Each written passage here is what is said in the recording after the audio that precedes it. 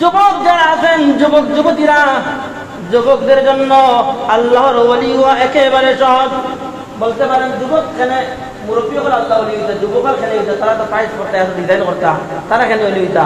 হ্যাঁ, আপনি শার্ট লাগান, প্যান্ট লাগান, আপনি যেভাবে আপনি সাজলে সুন্দর লাগে আপনি ওইভাবে চলুন, তবে আপনি গুনার কাম থেকে বাঁচিয়ে থাকি দিবা। অলি হইতে দেন পাঞ্জাবি লাগাইতে হইব, আপনি লম্বা জুব্বা লাগাইতে হইব, এটাও শর্ত নাই, লাগাইলে বালা সুন্নতি। কিন্তু যুবকদের জন্য আল্লাহর ওলি হওয়া একেবারে সহজ। এই জন্য কারণ সমাজের মধ্যে যত ভালো এবং মন্দ কাজ হয়, সব কাজগুলোই সংগঠিত হয় যুবক এবং যুবতীর মাধ্যমে, বড় মানুষের মাধ্যমে নয়। মুরব্বীদের পথ দেখানো, তাদের একটা শিক্ষা দেওয়া, আর যুবকদের শক্তি। আর মুরব্বীদের কি হয় যে একটা উক্তি তাকে হয়, মুরব্বীদের পরামর্শ, তারা শক্তি নাই, আর যুবকদের শক্তি। যুবকদের শক্তিটা হচ্ছে মূল, যৌবনতা তার মধ্যে যা আছে সেটাই হচ্ছে মূল। যুবকের মধ্যে আছে শক্তি, তার মধ্যে আছে যৌবনতা, যৌবনকাল, তার মধ্যে আছে শক্তির একটি সুস্থ মস্তিষ্ক, একজন ব্যক্তি জ্ঞানী মানুষ এবং সব কাজে লাগে এমন একজন ব্যক্তি, তার নাম হলো যুবক। এই যুবককে আওয়ামী লীগ টানে, বিএনপি টানে, জামাত জাসদ সব দলগুলা যুবককে বলে আমার দলে আসো, আমার দলে আসো। কোনো মুরব্বীকে তো কদর করে বলে না, কিন্তু যুবকদেরকে বলে সব দল খুঁজায়, কারণ যুবকের দ্বারা প্রচারণা বেশি হয়, এই জন্য যুবকের কদর বেশি। যুবকের দ্বারা গুনার কাম করানো যায়, তাদের দ্বারা হত্যা করানো যায়, গুম করানো যায়, জিনা করানো যায়, যত অপকর্মের কাজ আছে এইগুলা করতে হলে যুবকের প্রয়োজন। আর যদি ভালো প্রচার করতে হয়, ভালো কাজ করতে হয়, সেখানেও যুবকের প্রয়োজন বেশি। এই জন্য রব্বুল আলামিন বলেন যদি ওলি হতে চায় তাহলে যারা যুবক আছে, যুবকদের জন্য আল্লাহর ওলি হওয়া একেবারে সহজ। কারণ হলো যুবকদের সামনে হাজির জিনা করার জিনিস মুরব্বীদের হয়তো পাওয়ারলেস হয়ে গেছে, তারা পারবে না, কিন্তু যুবকের চাহিদা আছে। যদি সে জিনার কাছ থেকে চাহিদা থাকা সত্ত্বেও ফিরে আসে আল্লাহকে ভয় করে, যদি খুন খারাপি থেকে আল্লাহকে ভয় করে সেই জায়গা থেকে ফিরে আসে, তাহলে আল্লাহর ওলি হওয়া একেবারে সহজ। দেখুন, এটা কিন্তু কোনো তাসবিহ নাই, নামাজ নাই, এটা খুবই বড় ইবাদত, এটা খুবই বড় ইবাদত। আপনি দেখতেছেন বাঁচিয়াইরা, কিন্তু এটা বহুত বড় ইবাদত। আপনি এটা খুন খারাপি থেকে বাঁচিয়াইরা, আল্লাহরে ডরাইয়া, জিনার কাম থেকে বাঁচিয়াইরা, অন্যর ক্ষতি করার থেকে বাঁচিয়াইরা, আপনার শক্তি আছে পারবা যুবক মানুষ, কিন্তু খেলে কররা না। শক্তি থাকার পরেও একমাত্র আল্লাহরে ডরাইয়া, ও গুনার কাজটা না করার কারণে বাদ বাকি আল্লাহর রিজিয়ত আমলগুলা, ফরজ সুন্নতগুলা মানিয়া স্বাভাবিকভাবে চলিলেও আপনার দ্বারা আল্লাহর ওলি হওয়া, আল্লাহর নেক বান্দা হওয়া একেবারে সহজ। 3 নম্বর শিখবেন যারা নাকি নারী জাতি, নারীদের জন্য আল্লাহর ওলি হওয়া একেবারে সহজ। কারণ হলো পুরুষের তুলনায় নারীদের ডিউটি কম, তারা শুধু সাংসারিক কাজ করবে, বাইরের হিসাব, রাষ্ট্র পরিচালনা করা, সমাজ পরিচালনা করা, ব্যবসা বাণিজ্য করা, বাজার করা, বাড়ির ঘর, জমি জমা, ধন সম্পদের হিসাব কিতাব, এইগুলা ওই মেয়ে লোকের মহিলা নিতে হয় না। এই সমস্ত দায়িত্বগুলা পুরুষের উপরে অর্পণ করে দেওয়া হয়েছে। এই জন্য রব্বুল আলামিন কুরআনুল কারীমের একটি সূরা নিসার 5 নং পারার 4 নং পৃষ্ঠার শেষের একটি আয়াতের মধ্যে, পৃষ্ঠার শেষের দিকে একটি আয়াতের মধ্যে বলেন আর-রিজালু কাওয়ামুনা আলান নিসাই বিমা ফাদ্দালাল্লাহু বা'দাহুম আলা বা'দ। লম্বা আয়াত। এখানে বলা হয়েছে আমি রব্বুল আলামিন পুরুষদেরকে আমি তৈরি করেছি নারীদের তত্ত্বাবধায়ক হিসাবে, নারীদেরকে পরিচালনা করার জন্য আমি পুরুষদেরকে সৃষ্টি করেছি, এবং নারীদেরকে পুরুষের মুআবিক, তাদের অনুসারী বানিয়ে আমি তাদেরকে সৃষ্টি করেছি। যেমন হাওয়া আলাইহিস সালামকে আদম আলাইহিস সালামের বাম পাশের বাঁকা হাড় থেকে সৃষ্টি করা হয়েছে, ওনারই অঙ্গ থেকে সৃষ্টি করা হয়েছে, আলাদা কোনো মাটি থেকে নয়, পুরুষের অঙ্গ থেকে সৃষ্টি করা হয়েছে। অর্থাৎ যখন আদম আলাইহিস সালামের আত্মার শান্তির জন্য, মানসিক শান্তির জন্য একজন নারীর প্রয়োজন, তখন আল্লাহ তাআলা এই প্রয়োজন মেটানোর জন্য নারী জাতিকে সৃষ্টি করলেন। তাহলে এখন নারীরা কি পুরুষের মুআবিক? পুরুষ ছাড়া নারীরা চলতে পারবে না। তাদের শিশুকালে মা বাবা দায়িত্ব নিবে, বাল্যকালে লেখাপড়ার দায়িত্ব মা বাবা নিবে, বিবাহের আগ পর্যন্ত বিয়ে দিয়ে দিলেই পরে দায়িত্বটা তার স্বামীর হাতে চলে যায়। এই জন্য নারীরা সর্বাবস্থায় ছোট থাকতেও পুরুষদের মুআফিক, বাবা ভাইদের মুআফিক, বিয়ের পরে তার স্বামীর মুআফিক। এই জন্য তাদের এই নারী জাতির তত্ত্বাবধায়ক হিসাবে পরিচালনা করার জন্য আল্লাহ তাআলা পুরুষদেরকে সৃষ্টি করেছেন। এই জন্য নারী হচ্ছে, কিছু কিছু জায়গায় এমন হাদিস আছে যে বানি, আজকে একটা হাদিস দেখলাম মিশকাত শরীফের মধ্যে, রাওয়াহুল মুসলিম, যে বানি ইসরাইল এমন একটা সম্প্রদায়, অনেক নবীগণ এই ইয়ের মধ্যে, এই বংশের মধ্যে, এই বংশের মধ্যে ফাটল ধরা ফিতনা হওয়ার মূল কারণ যেটা আছে, এই কারণ হলো বানি ইসরাইলের মধ্যে ফিতনা হওয়ার মূল কারণ হলো মহিলা জাতি। বেটিন্তর মাধ্যমে ফিতনা হয়েছে, হাবিল কাবিলের আদম ও উতানের মধ্যেও ফিতনা হয়েছে বেটিন্তর মাধ্যমে। যাই হোক, এই নারী জাতির পরিচালনা করা খুবই কঠিন এবং আনাইলে খুব সহজ যদি ভালো হয়। এই জন্য একটা হাদিসের মধ্যে কইছে, মিশকাত শরীফের রাওয়াহুল মুসলিম, আদ-দুনিয়া কুল্লু মাতা' ওয়া খায়রু মাতা'id দুনিয়া আল-মারআতুস সালিহা। এই দুনিয়াটা একটা তুচ্ছ সামান্য কিছু, কিন্তু এই দুনিয়া সামান্য তুচ্ছ একটি দুনিয়াটা ধন্য তখন হবে যখন খায়রু মাতা'id দুনিয়া আল মারআতুস সালিহা, এই দুনিয়াটা তার জন্য আরামদায়ক শ্রেষ্ঠ হবে তখন যখন আল মারআতুস সালিহা, সতী নারী তার স্ত্রী হিসাবে গণ্য হবে। এই জন্য সতী নারী ছাড়া দুনিয়ার মধ্যে কোনো শান্তি নেই। আপনার সারাটা জিন্দেগি আপনার জ্বালা হুড়াইয়া যাইব যদি সতী সৎ একজন স্ত্রী আপনার না থাকে। একজন বিজ্ঞানী বলতেছে, আমি তোমাদেরকে একজন সৎ এবং পরহেজগার ভালো জাতি উপহার দিতে চাই, তবে তোমরা আমাকে একজন সৎ, একজন নারী, সতী একজন নারী আমাকে দাও, একটি মা দাও, যার মাধ্যমে তোমাদেরকে সৎ একটা জাতি উপহার দেবো। কারণ ফ্যাক্টরি ভালো হলে প্রোডাক্ট ভালো হয়। এই জন্য নারীদেরকে বিয়ে করার সময় নারীদেরকে খুব যাচাই বাছাই করে বিয়ে করার জন্য আমি বলছি না, রাসূল বলছেন। মিশকাত শরীফের কিতাবুন নিকাহ মুত্তাফাকুন আলাইহি হাদিস, বুখারী তিরমিজি মুসলিম শরীফের মধ্যে আছে। আল্লাহ রাসূল সাল্লাল্লাহু আলাইহি ওয়াসাল্লাম বলেন, তুনকাহুল মারআতু লিআরবা'i লিমালিহা ওয়া লিহাসাবিহা ওয়া লিজামালিহা ওয়া লিদীনিহা ফাযবার বিযাতিদ দীন তারিবাত ইয়াদাকা। আল্লাহ রাসূল সাল্লাল্লাহু আলাইহি ওয়াসাল্লাম বলেন, তুনকাহুল মারআতু লিআরবা'i লিমালিহা, তোমরা বিয়ে সাধারণত করে থাকো এইভাবে, আমাদের কথা বলতেছেন, লিআরবা'i চারটা জিনিস দেখে, লিমালিহা ওই মহিলার, ওই নারীর বাবার ধন সম্পদ আছে কিনা, ওয়ালি হাসাবিয়া তার বংশ মর্যাদা ভালো আছে কিনা, ওয়ালি জামালিয়া ওই নারীটা সুন্দরী আছে কিনা, ওয়ালি দিনিয়া এবং তার মধ্যে ধর্ম বিরোধী আছে কিনা। এটা 4 নম্বরে। এটাও আমরা দেখি, সাধারণত আমরা এইভাবে দেখি, আমরা দেখি এই মহিলার সম্পদ আছেনি বাবার, ওই মহিলার বংশ ঠিক আছেনি ভালো, ওই মহিলা সুন্দর আছেনি, দিনদারি আছেনি। আল্লাহ রাসূল বলতেছেন এইগুলো আমরা দেখি, তবে আমরা যেন এটা করি, কি করি? রাসূল বলেন, ফাযবার বিযাতিদ দীন, আমরা যেন দিনদারিকে, খোদা বিরুকে, আল্লাহ ওয়ালা নারীদেরকে গুরুত্ব দেই। হোক সে কালো খাটো যে কোনো ধরনের হোক না কেন, যদি তার মধ্যে দিনদারি থাকে, খোদা বিরু থাকে, হোক সে কালো নিচু বংশের অথবা সে হোক কম বাবার ধন সম্পদ কম, যদি তার মধ্যে খোদা বিরুদ্ধা থাকে, ওই নারীরে প্রাধান্য দাও, গুরুত্ব দাও, ওই দিনদার নারীকে তোমরা বিয়ে করো, নতুবা তারিবাত ইয়াদাকা, তোমাদের দুই হাত ধ্বংস হোক। কারণ এই বাদ নারী সকলের দ্বারা তুমি নিজে কষ্ট করবা, তোমার ঘর থেকে এমন প্রোডাক্ট জন্ম নিব যেই সন্তান নারী দ্বারা তুমি নিজে কষ্ট করবা, সমাজ ধ্বংস করবা। এই জন্য তোমরা যদি দিনদারির গুরুত্ব দাও, তাহলে মহিলা জাতি বলে বুঝবা দিনদারি গুরুত্ব দিয়ে আমাদের বিয়া করে, আগে আমার দিনদারি হইতে হইব, আমি খুদাবির হইতে হইব, আল্লাহ ওয়ালা বান্ধি হইতে হইব, তবে পরে আমার বিয়ে হইব। সুন্দর হইয়া পায়েস করিয়া লাভ নাই, আমি আগে নামাজ পড়ি, আমি ইবাদত করি, ভালো মানুষ হই, তারপরে বিয়া করবো। আগে মানে হইতে জানেন না, বিসমিল্লাহর করি বিয়া করতে মেসাবর পড়ি, এর মানে মেসাবর পড়ির বহুত গুরুত্বপূর্ণ, বালা এক পড়ি, কিন্তু মাঝি পড়ি, একটু বিয়া করলে বালা একটা পড়ি বিয়া করতে মনে করবা।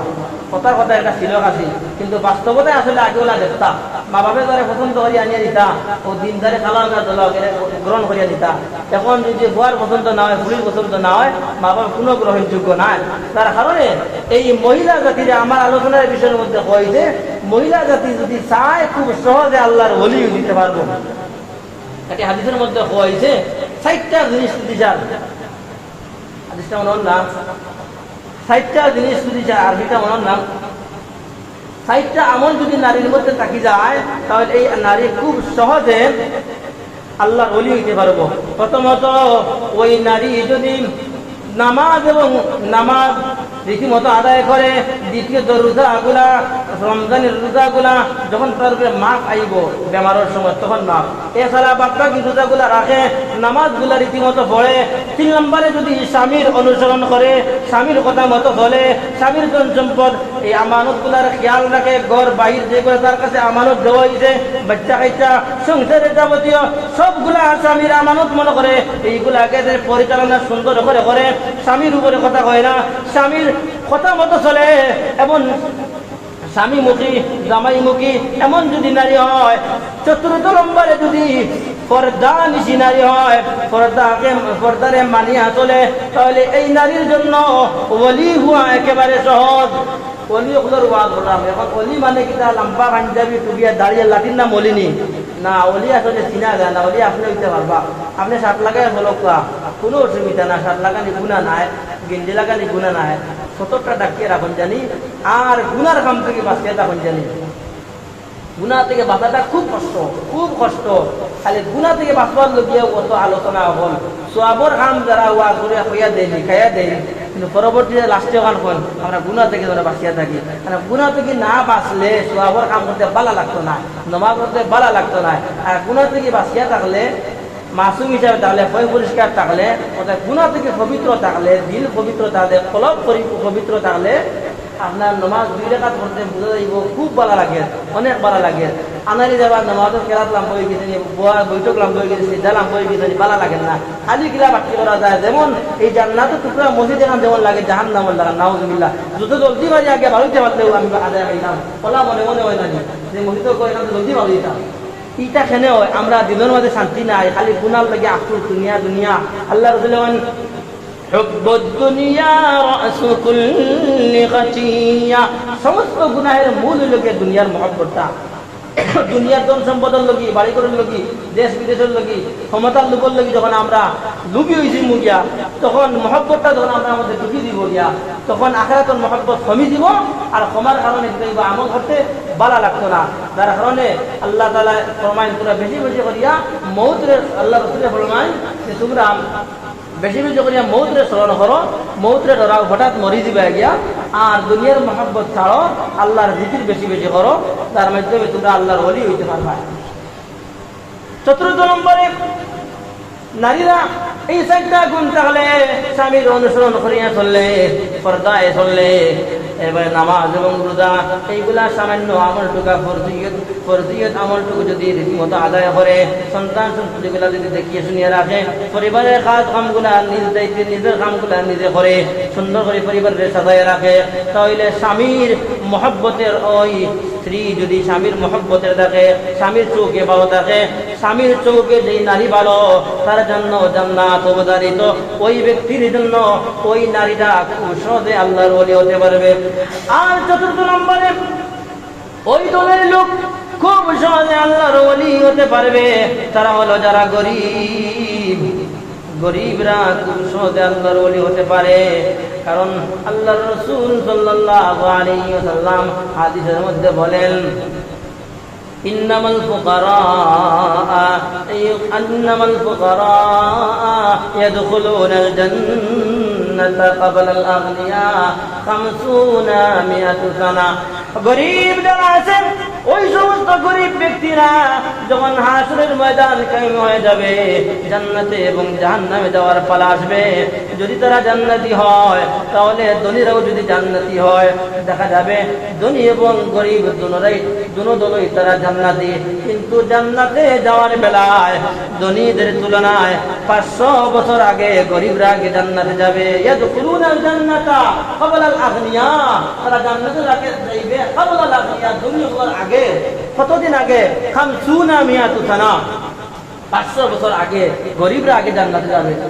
কারণ ও ধনী ব্যক্তি, তুমি যদি ধনী হয়ে আল্লাহর ওলিও হয়ে যাও, তুমি যদি আল্লাহর ইবাদত করো, কিন্তু তারপরে ও গরিবের পরে যাবে। এই জন্য তুমি ধনী হওয়ার কারণে তোমার ইবাদত করতে কষ্ট লাগে না। তুমি রাতে এসে নিচে ঘুমাও, তোমার খাবারগুলো থাকে ভালো, কাপড়গুলো থাকে ভালো। পারিবারিক যদি সাংসারিক অভাব চলে আসে, আর্থিক সচ্ছলতা থাকার কারণে প্রয়োজনগুলা তুমি মিটিয়ে ফেলো, তুমি ইবাদত করো, তুমি স্বস্তিরে শান্তিতে ইবাদত করো। তুমি চাইলে তাহাজ্জুদের সময় উঠে তোমার এসি নিচে পড়ে তুমি তাহাজ্জুদের নামাজ পড়তে পারো। কিন্তু গরিব ব্যক্তি যদি তাহাজ্জুদের নামাজ পড়তে চায় তাহলে মশার কামড়ে তার ঘরে সে নামাজ পড়ে, মসজিদে এসে মেঘ বৃষ্টির মধ্যে সে তাহাজ্জুদের নামাজ পড়ে, সেও নামাজ পড়ে, তবে কষ্টের মধ্যে দিলের মধ্যে দুঃখ নিয়ে আমি তো অভাবী মানুষ, কিভাবে সন্তান সন্ততি পরিচালনা করব, কিভাবে খাবার তৈরি করব, আল্লাহ যদি আমাকে রিজিক দেয় তাহলে আমি খাবো, না দিলে নাই। এই জন্য গরিবরা সর্বাবস্থায় আল্লাহকে বেশি বেশি স্মরণ করে। ধনীরা অনেক সময় আল্লাহর উপর নির্ভরশীল হয় না, বলে আমার সন্তান লন্ডন আমেরিকা ফ্রান্সে আছে, সে আমাকে মাসে 1 লাখ টাকা দিবে, আমি তার উপরে নির্ভরশীল। এই জন্য আমরা ওই দিকে বেশি নির্ভরশীল থাকি ধনীরা। আর গরিবরা সর্বাবস্থায় সব সময় অসুখে সুখে দুঃখে সব অবস্থায় আল্লাহর উপরে নির্ভরশীল বেশিরভাগ থাকে। ধনীদের তুলনায় গরিবরা আল্লাহকে বেশি স্মরণ করে, যদিও নামাজ নাই বা কোনো কথা প্রসঙ্গে হাজে গেলেও আলে গেলেও এখানে রুইতে গেলেও মাছ মারতে গেলেও যদি আল্লাহ দে তাইলে ভাইমু, সব জায়গায় খালি আল্লাহর উপরে ভরসা, সব জায়গায় আল্লাহর উপরে ভরসা। আরেক ধনীরা তারা লন্ডন আমেরিকার দিকে ভরসা করে থাকেন, এই জন্য তারা আল্লাহর উপরে ভরসাটা একটু কমে যায়, কিছুটা কম হয়ে যায়। ধনীদের তুলনায় গরিবের আল্লাহর উপরে ভরসা, আল্লাহকে স্মরণ তারা বেশি করে থাকে। অসুস্থ হলে আল্লাহ আল্লাহ আল্লাহ আল্লাহর জিকির করে। কিন্তু ধনী যদি অসুস্থ হয় জলদি করে অ্যাম্বুলেন্স তাড়াতাড়ি যে ভিআইপি হসপিটালে ভর্তি হয়, কিন্তু গরিব ব্যক্তিটা সদর হসপিটালে সরকারি হসপিটালে আল্লাহর উপরে ভরসা করে। এই জন্য গরিবরা খুব বেশি আল্লাহকে স্মরণ করে। আল্লাহকে গরিবরা বেশি স্মরণ করার কারণে গরিবরা তারা খুব সহজে আল্লাহর ওলি হতে পারে এবং তারা ধনীদের তুলনায় 500 বছর আগে তারা জান্নাতের মধ্যে প্রবেশ করবে। এই জন্য রাসূল যখন আল্লাহুম্মা সুরনি ফি হাদিসটা মনে হচ্ছে না, আল্লাহুম্মা সুরনি ফি জুমরাতিল মাসাকিন, ইয়া আল্লাহ তুমি আমারে হাসল করাইও, গরিব হলোর লগে হাসল করাইও। আল্লাহ রাসূল গরিব আসলা নি, খুব গরিব আসলা, এতিম আসলা, আবার রাষ্ট্রনায়ক আসলা, সবচেয়ে বেশি ধনী আসলা। 100টা উট আল্লাহ রাসূলের বিদায় হলো, কুরবানি দিছেন। আল্লাহ রাসূলের সব সেক্টর আল্লাহ তাআলা রাখাইছেন। এখানে গরিব থেকে নিয়ে এতিম থেকে নিয়ে এবারে স্ত্রী হারা করিয়া হাদিজা ইন্তেকাল করছেন, একাধিক স্ত্রী নিয়ে সংসার করিয়া ছেলে সন্তান 3 জন, কাসেম তাহের ইব্রাহিম আল্লাহ রসুলের 3 জন ছেলে সন্তান আল্লাহ 3 জন ইন্তেকাল করছেন, মেয়ে সন্তান 2 জন। ছেলে সন্তান এখন জীবিত আল্লাহ না, একটা কারণ আছে, আমরা ওই ফিরোর ছেলে ফির হওয়া লাগে, নবীর ছেলে নবী হওয়া লাগে। কারণ আমরা নবী যখন শেষ নবী, আনা খাতামুন নাবিয়িনা লা নাবিয়্যা বা'দি, রাসূল যখন আমি শেষ নবী, আমার পরে কোনো নবী হইতা না। তখন যদি রাসূলের ছেলে সন্তান হল তখন সে মরার পরে তারা নবী না হইতে চাইলেও একগুলো বেশি অন্ত বত হইবা, তুমি নবীর ছেলে, তুমি নবী হয়ে যাও, জুড়ে বানাই দিবা জানি। এর লাগে আল্লাহ তাআলা এত বেশি একমত, আর আল্লাহ বেশি বুঝুন। এর লাগে আল্লাহ দিয়েছেন ছেলে সন্তান দিয়ে, ছেলে সন্তানের শোক মিটাইছেন। তাহলে এক ছেলের নাম কাসেম। কাসেম যখন ইন্তেকাল করেন তখন তার বয়স 8 বছর। আল্লাহ রসুলকে খান দিয়েছেন। ছেলে সন্তান আসলা সর্বাবস্থায় ছেলে মেয়ে দামান সব কিছু, রাষ্ট্র সমাজ পরিচালনা, পরিবার পরিচালনা এবং সবার গরিব দুঃখের সুখ বুঝা, কোন সেক্টর কোন ডিপার্টমেন্ট কিভাবে পরিচালনা করতে হয়, জীবনকে কিভাবে সাজাইতে হয়, কিভাবে আমার গঠন আকৃতি হইতো, আমার লেবাস হইতো, সবগুলো আল্লাহর রসুলে প্র্যাকটিক্যালি দেখাইয়া দিয়ে গেছেন। তিনি হলেন আমাদের বিশ্বনবী হযরত মুহাম্মদুর রাসূলুল্লাহ সাল্লাল্লাহু আলাইহি ওয়াসাল্লাম। ওনার আদর্শ বয়ান করে গত 2 সপ্তাহ করে শেষ হইতো না। আবার ইংরেজি লেখক একটা কিতাব লেখেন, দা প্রফেট মুহাম্মদ সাল্লাল্লাহু আলাইহি ওয়াসাল্লাম, যে আল্লাহ রসুলের জীবনী নিয়ে একটা কিতাব লেখছেন। কিতাবের মধ্যে এখানে 100 মনীষীর জিন্দেগি আনছেন। এখানে সবার মধ্যে গিয়ে সর্বশ্রেষ্ঠ যিনি মহামানব, ওনাকে স্বীকৃতি দেওয়া হয়েছে, তিনি হলে আল্লাহ রসুল মুহাম্মদ সাল্লাল্লাহু আলাইহি ওয়াসাল্লাম। তিনি শুধু এই যুগে নয়, সর্বকালের মহামানব হযরত মুহাম্মদ রাসূলুল্লাহ সাল্লাল্লাহু আলাইহি ওয়াসাল্লাম। আমরা হলাম তারই অনুসারী, তারই আমরা উম্মত। আমরা তার অনুসরণ করে, তার সুন্নতগুলোকে ফলো করে আমাদের জীবন যেন পরিচালনা করতে পারি। আল্লাহ তাআলা আমাদেরকে তৌফিক দান করুন। আমিন ওয়া আখিরু দাওয়ানা আলহামদুলিল্লাহি রাব্বিল আলামিন। 2 মিনিট আছে, মাসালা বলতেছিলাম। আজকের মাসালা হলো নামাজের ভিতরে যখন আমরা নামাজে তাকিয়ে তাহরিমা বানবো, তখন পশ্চিম দিকে হাত যেন এইভাবে থাকে। আগে হয়েছি আমার সিরিয়াল অনুযায়ী, আগে নামাজের 17টা হয়েছি, আজকে হইলাম নামাজের টুকরা আমরা নিয়ত করবো, কোন অক্ত করলাম কিতাব জায়গা পাক শহীদ পাক কত টাকা কিবলামুখী হওয়া অক্ত চিনা অক্ত করিয়া বাদে নিয়োগ করতাম আমি কোন অক্ত নামাজ পড়াই, যেগুলো মনে মনে আছে। তখন যখন হাত তাকিয়ে তাহরিমা বান্ধিনু, কিভাবে এলোমেলো নাই, কিভাবে এলোমেলো নাই, দেখা করি নাই, কিবলার দিকে সিধা আতরে কাতার প্রতিম দিকে দিমু কান বরাবো হানো না লাগাইয়া অন্য আমরা পুরুষ বলে হাত রাখবো মহিলা হলো অন্য কথা আমরা শিখি এইবার আমরা হাত বানমু বান্দার তরিকা ওভাবে বান্দার পরে আর রুকুত যাওয়ার আগে তো কইলাই পরে আমরা বলবো সানা সুবহানাকাল্লাহুম্মা এটা বলা সুন্নত আউযু বিল্লাহ বলমু বিসমিল্লাহ বলমু এটা বলা সুন্নত আলহামদুলিল্লাহ বলমু বলা ওয়াজিব আমরা সূরা মিলাইমু এটা পড়তাম এরপরে কেরাত পড়া ফরজ তারপরে আমরা রুকুত যাইমু ইনশাআল্লাহ আগামী সপ্তাহে রুকু থেকে মাসালাগুলা হইমু আর এখানে আরো কিছু বিষয় আছে মেসাবর যদি ভুল হয় তাহলে লাহনে জালি যদি হয় অর্থ পরিবর্তন হয়ে যায় এমন যদি ভুল হয় তাহলে খর থেকে লুকমা দিলেই তাই যদি লুকমা দেওয়া না হয় তাহলে মেসাবে এটা সহিতা দিয়া এটার সংশোধন করিয়া নিতা যদি সংশোধন না হরণ ওয়াজিব রয়ে যায় ওভাবে তাহলে ফরজ ছুটি যায় একটা নামাজ আবার দুয়ার তৈরিব প্রথম রাখাতের মাসালা হয়ে দিলাম আল্লাহ তাআলা প্রথম রাকাত ধরতে হইলে রুকুর আগে ধরতে হইব সিজদা ধরলে প্রথম রাকাত পাইছ না রুকুর থাকতে ধরে দিলে আপনি প্রথম রাকাত পাইছ প্রথম রাকাতের মাসালা হইলে যে আগামী সপ্তাহ থেকে ইনশাআল্লাহ রুকুর মাসালা হইমু রুকুর কিভাবে যায় সাল্লাল্লাহু আলা সাইয়্যিদিনা মাওলানা মুহাম্মদ ওয়া আলা আলিহি ওয়া আসহাবিহি ওয়া সাল্লাম সাল্লাল্লাহু আলা সাইয়্যিদিনা মাওলানা মুহাম্মদ ওয়া আলা আলিহি ওয়া আসহাবিহি ওয়া সাল্লাম أستغفر الله إن الله غفور رحيم أستغفر الله الذي لا إله إلا هو الحي القيوم وأتوب إليه ولا حول ولا قوة إلا بالله العلي العظيم الحمد لله رب العالمين والصلاة والسلام على سيد المرسلين وعلى آله وأصحابه أجمعين ربنا ظلمنا أنفسنا وإن لم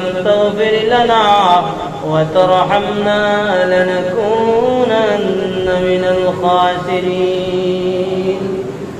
أي رب العالمين الله أشكري مبارك مدينة ماهي ربي الأول مسر ششين আয় আল্লাহ তোমার শহীদ দরবার আমরা গুনাহগার হলে হাত পাতাইলাম আয় আল্লাহ ওয়ালা আমরা গুনাহগার হলে maaf ফরমাও রব্বুল আলামিন আল্লাহ আমরা কবরবাসী মা বাবা আত্মীয়স্বজন নিকটাত্মীয় হকদার মুর্দেগান আল্লাহর রবিউল আউয়াল মাসের খাতিরে আজকের দিনের খাতিরে আল্লাহ তাআলা maaf ফরমাও রব্বুল আলামিন আল্লাহ আমরা জিন্দেগান আল্লাহর নেক হায়াত দান ফরমাও হেদায়েত দান ফরমাও আলোচনা করলাম আলোচনার উপরে আমল করার তৌফিক দান ফরমাও জীবন রে আল্লাহ রাসূলের আদর্শে আদর্শিত করিয়া তোমার রঙে রঙিন করার তৌফিক দান ফরমাও তাকাব্বাল মিন্না ইন্নাকা আনতাস সামিউল আলিম وتب علينا يا مولانا إنك أنت التواب الرحيم آمين